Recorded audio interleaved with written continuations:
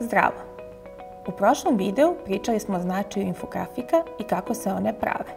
Tako smo u programu Flourish napravili jednu vizualizaciju koja jasno pokazuje da je zagađenje sumpor dioksidom u boru bilo prekomerno.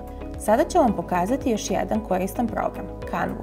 Pričat ćemo o tome kako možete neke korisne trikove da iskoristite tako da vaše nalaze predstavite bolje i jasnije. Otvorit ćemo početni sajt Canve. Nalog je besplatan i možete ga otvoriti za par minuta. Na početnoj strani biramo šta želimo da pravimo, prezentaciju, vizuale za društvene mreže, video. U odnosu na to se određuju dimenzije našeg projekta. Druga opcija je da kliknemo na polje Custom Size desno i izaberemo dimenzije infografike koje odgovaraju sajtu našeg medija. Kada upišemo dimenzije, kliknemo na dugme za pravljanje novog dizajna i on se otvara u novom prozoru. Da bismo za početak dodali našu raniju grafiku, na dnu levog menija tražimo polje Flourish. Kada povežemo naša dva profila na ovim sajtovima, očitat će se sve grafike koje smo pravili. Onda jednostavno kliknemo na našu grafiku o zagađenju vazduha i ona će se pojaviti u sredini. Ako hoćemo da je povećamo, kliknemo jednom na grafiku, a zatim na tačkicu iz bilo kog od uglova grafike i povlačimo ih ka spolja. Možemo je pomerati samo ka desno ili ka dole. Kada smo je povećali, kliknemo na sredinu grafike i pomeramo je ka sredini. Primetite kako se vide ove ljubičaste linije u pozadini. One nam pomažu da lakše nađemo sredinu. Naslov ćemo dodati sa leve strane iz menija tekst. Kada jednom kliknemo, to polje se doda, a mi tu direktno upisujemo naslov. Da bismo smanjili naslov, radimo isto što i kod smanjivanja grafike.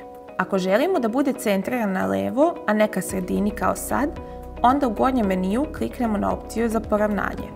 Vidite da postoje i druge opcije za promjenu fonta, boje. Ako hoćemo da istaknemo jednu reč, na primjer zagađen, dva puta kliknemo na nju u naslovu i onda biramo gore boju teksta te reči. Na isti način možemo dodati i sređivati svaki tekst, podnaslov, izvor infografike ili neke napomene koje imamo. U levom meniju imamo i elemente. To će nam biti korisno ako želimo da dodamo neku ikonicu, sliku ili video. Možemo da zakačimo svoje slike ili koristimo besplatne koje nudi Canva. Da probamo tako. U polju za pretragu gore ukucat ćemo Air Pollution, odnosno zagađenje vazduha. Ima više predloga, slika i ikonica na ovu temu.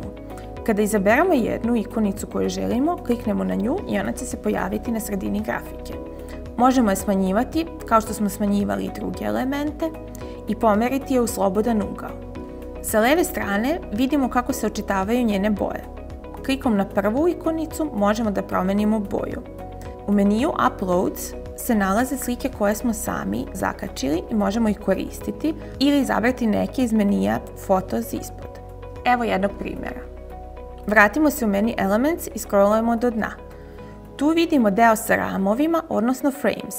Izaberamo jedan, na primjer ovaj okrugli, i on će biti okvir za našu sliku. Sada se vratimo u slike i želimo ponovo u pretrazi da ukucamo Air Pollution, tražimo odgovarajuću sliku. Kada je pronađemo, prevlačimo je do tog rama i možemo da vidimo kako je zapravo naša slika ubačena u obliku kruga. Da bismo je pomerali unutar tog kruga, dva puta kliknemo na nju i onda pomeramo levo, odnosno desno, i vidimo koji će delovi slike biti odsečeni. Sada taj krug sa slikom možemo da smanjujemo ili da ga pomeramo, kao i ostale elemente. Naša infografika je sada zanimljivija i nismo opteretili tekst podacima.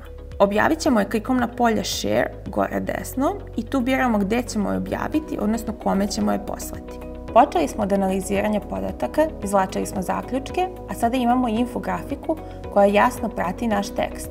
Svi ovi koraci u radu pomoći će vam da vaša priča bude jača, jasnija i da je vaši čitaoci duže pamte.